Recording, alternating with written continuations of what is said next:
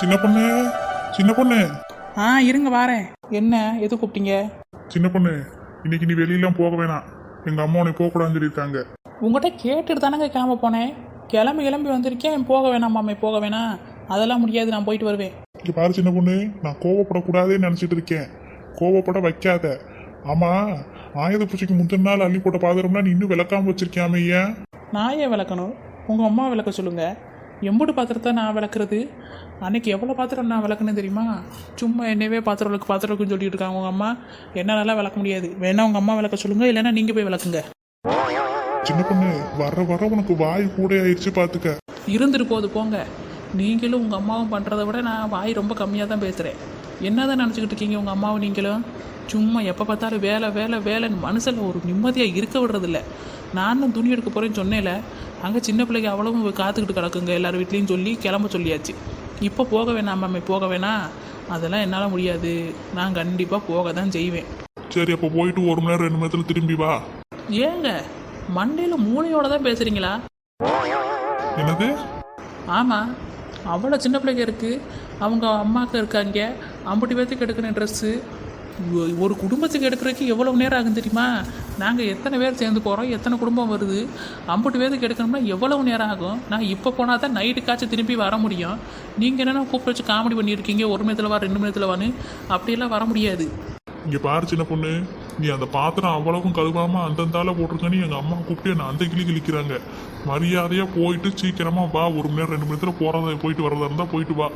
இல்லைன்னா நீ ஒன்றும் போயிட்டே வர வேணாம். எங்க அம்மா என்னதான் முடிச்சு திட்டிக்கிட்டு இருக்காங்க ஒன்னால.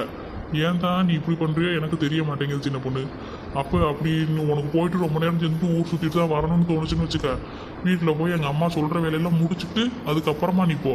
இங்கே இருங்க, சும்மா இப்படியே பேசியிருந்தீங்கன்னா நல்லா தெரியாது, பார்த்துக்கங்க. நான் எந்த வேலையும் பார்க்க மாட்டேன். சின்ன பொண்ணு, நான் மனுஷனா இருக்குன்னு நினைக்கிறேன். தேவையில்லாம நீ கோவப்படுத்தி பார்க்குற. இங்கே பாரு, ஒழுங்கா போய் அங்கே அம்மா சொல்கிற வேலையை பார்த்துட்டு போகிறதா இருந்தா போயிட்டு லேட்டாக வா. அப்படி இல்லையா பேசாமல் வீட்டில் இரு.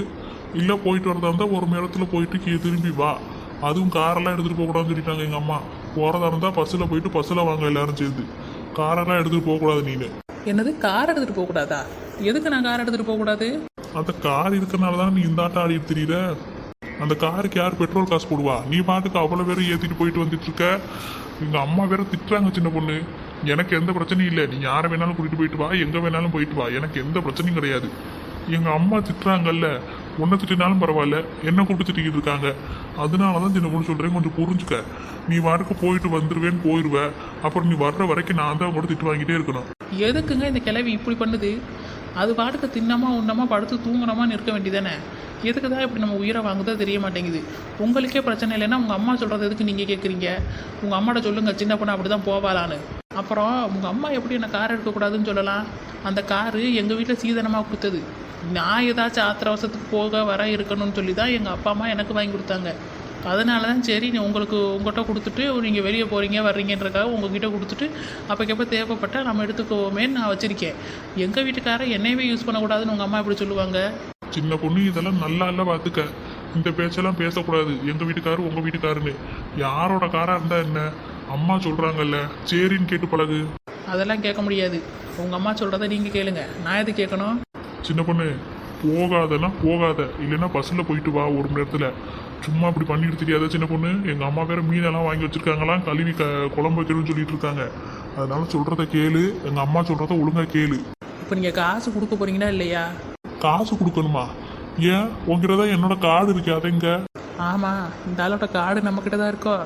தேவையில்லாமல் காசு கொடுக்குறீங்களா இல்லையான்னு கேட்டுட்டோமோ. சரி, அப்படியே சமாளிச்சுட்டு ஓடிடுவோம்.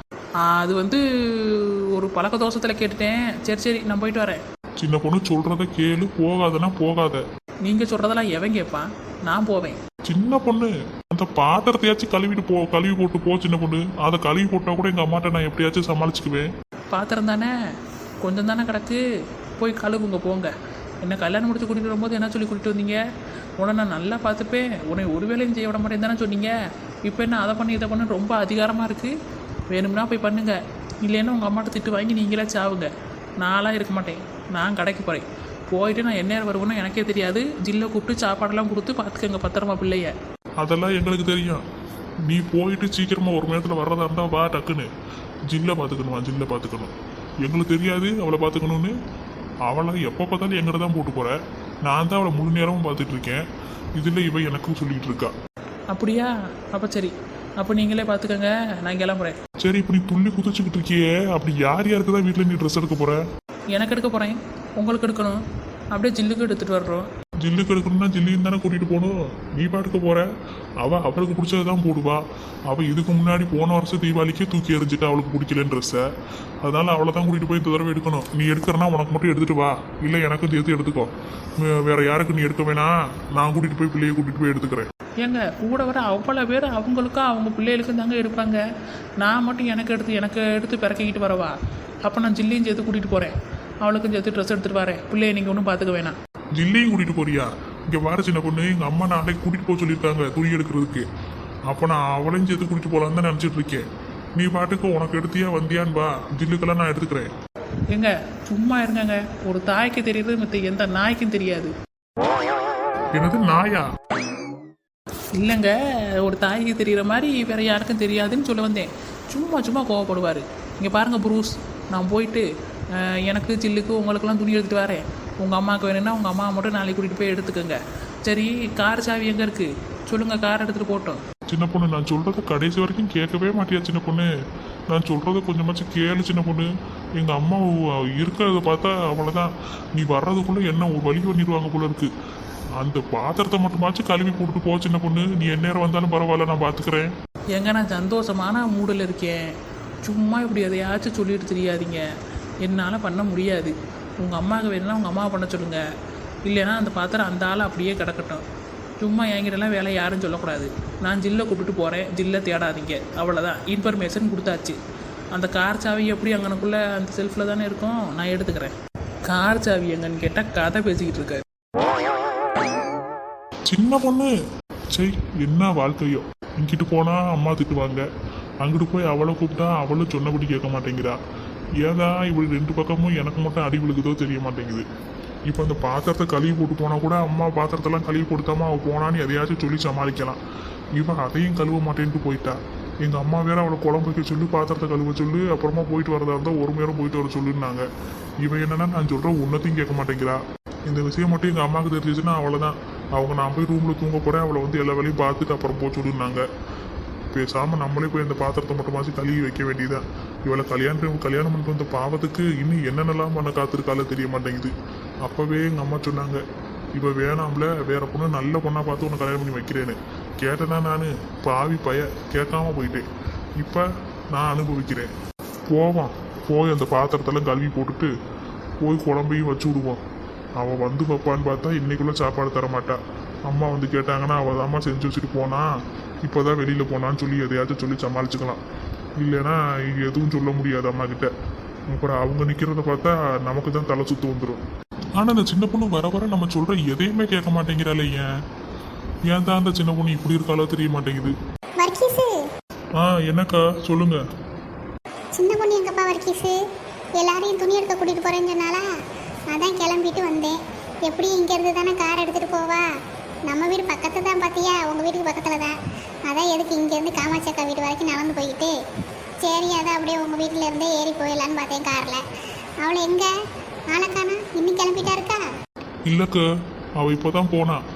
இந்நேரம் காமாட்சி அக்கா வீட்டுக்கிட்டே போயிருப்பா. நீங்கள் இப்போ வந்து கேட்டுட்டு இருக்கீங்க, அவள் கிளம்பி போயிட்டாக்க. சரி, என்ன வர்க்கீஸு வீட்டில் ஒரே சத்தமாக இருந்துச்சு காலையிலலாம். உங்கள் பின்னாடி பக்கம் தான் நின்று நான் கிளம்பிட்டு இருந்தேன்னா, அப்போ உங்கள் அம்மா கத்திக்கிட்டே இருந்த சத்தம் கிடைச்சி பார்த்துக்க. அதனால தான் என்ன ஏதுன்னு தெரியலை, அதான் உங்ககிட்ட கேட்டுட்டு போகலாமேன்னு வந்தேன். சரி அப்படியே வந்துட்டோம் சின்ன பொண்ணை பார்க்க. சரி என்ன ஏதுன்னு உங்ககிட்ட அப்படியே கேட்டுடலாமேன்னு பார்த்தேன். ஒன்றும் இல்லைக்கா, அது எப்பவும் நடக்கிறதா. அம்மா இந்த பெரிய பாத்திரமா கிடக்குன்னு சொன்னாங்களா, அதை சின்ன பொண்ணு இன்னும் கழுவாமல் போட்டிருக்கா. வேற ஒன்றும் இல்லை, அதுக்கு தான் அம்மா கத்திட்டு இருந்தாங்க.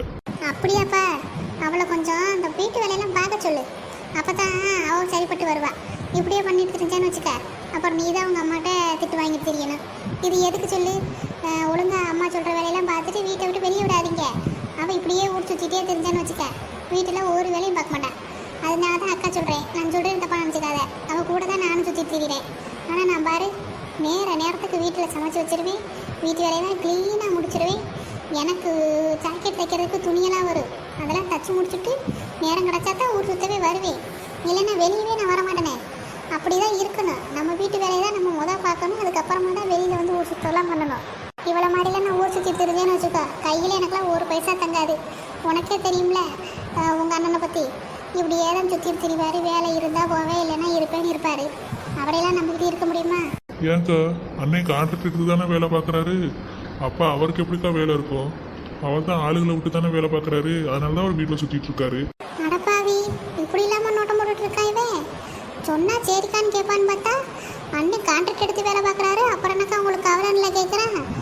எம்மா, கொஞ்சம் விஷப்பாக்கியாக தான் இருக்கும் போலே இது. என்னக்கா அமைதியாக இருக்கீங்க? இல்லைப்பா, அண்ணன் கான்ட்ராக்ட் எடுத்து தான் பார்க்குறாரு. கான்ட்ராக்ட் எடுத்து பார்க்குறதுக்காச்சும் போகணும்ல. அது போகாமல் இருந்திருந்து இப்போ கொஞ்ச நாள் வேலையே இல்லை பார்த்துக்க. ஆள் விட்டு இவர் எந்த வேலையும் பார்க்கல. இந்த வீடு கட்டுறதுக்கு போகிறதுக்கெலாம் ஆள் விட்டு வேலை பார்க்கணும்ல, அதுக்கும் போகலை இவர். அதனால தான் சொன்னேன், இப்போ கொஞ்ச நாளாக வேலையே சரியில்லை பார்த்துக்க. இவர் போய் எடுத்து பார்த்தா தானே போகவே மாட்டேங்கிறாரு மனுஷன். அதனால் இப்போ நான் தைக்கிற ஜாக்கெட் துணியில் வச்சு தான் கொஞ்சம் பொழப்பு ஓடுது தீபாவளி நேரன்றனால. இல்லைன்னா சோத்துக்கு கூட கஷ்டமாக தான் இருக்கும் பார்த்துக்க. அதனால தான் சொன்னேன், நம்ம வீட்டு வேலை தானே நமக்கு முக்கியம். வீட்டில் வேலையை பார்த்தோமா, ஒரு 4 காசு சம்பாரிச்சமான்னு இருக்கணும். சும்மா ஊர் சுற்றிக்கிட்டே தெரிஞ்சால் என்ன செய்யறது சொல்லு. சரிக்கா, நான் சின்ன பொண்ணுக்கிட்ட சொல்லிக்கிறேன். சின்ன பொண்ணு நேரம் காமாட்சிக்கா வீட்டுக்கு போயிருப்பா. நீங்கள் போங்கக்கா. இல்லை வர்க்கீஸு, நான் எதுக்கு சொல்ல வரேன்னா, புரியுதுக்கா. நான் சின்ன பொண்ணு வரவும் அவட்ட நான் எடுத்து சொல்லிக்கிறேன். நீங்கள் போங்கக்கா. அம்மா வேற உள்ளதா இருக்காங்க. நீங்கள் பேசுறதெல்லாம் கேட்டால் தேவையில்லாம மறுபடியும் பஞ்சாயத்து தான் வரும். நீங்கள் போங்கக்கா, நான் பார்த்துக்கிறேன். சரிப்பா வர்க்கீஸு, நான் கிளம்புறேன். என்ன போயிட்டு வரேன். சரிக்கா. சரியான யமகாதகனால இருக்கான். நம்மளை விரட்டி விடுறதுலே இருக்கானே. நம்மளால தான் என்ன போய் என் குடும்பத்தில் பஞ்சாயத்து வர மாதிரி போங்க போங்கங்கிறான். ரொம்ப தான் ஓவரா பண்ணுறான் என் புருஷன் பொண்டாட்டிய. அவனுக்கு 2 மடங்காக தான் இருக்கான் இவனும். சாடிக்கேத்த மூடிதான். சரி, நம்ம கிளம்பி போகலாம். போயிட்டு வரலாம். நம்ம போகலாம். நம்ம விட்டுட்டு போனாலும் போய் வரல. கையில் காசை வச்சுக்கிட்டே இல்லைன்னு வந்து சின்ன பொண்ணு. அதனால நம்ம போவோம். அதுக்கப்புறமா பார்த்துக்கலாம். இருந்தாலும் ஒரு குழந்தை வாங்கி வேலைன்னு பார்த்தேன். வாங்கி வச்சுட்டா வீட்டுக்கு வந்ததுக்கப்புறம் வெறும் தோசை மட்டும் வச்சு குழம்பு ஊற்றி சாப்பிட்டுக்கலாம். சின்ன பொண்ணு மாமியார் குழம்பு வேலை நல்லா இருக்கும்.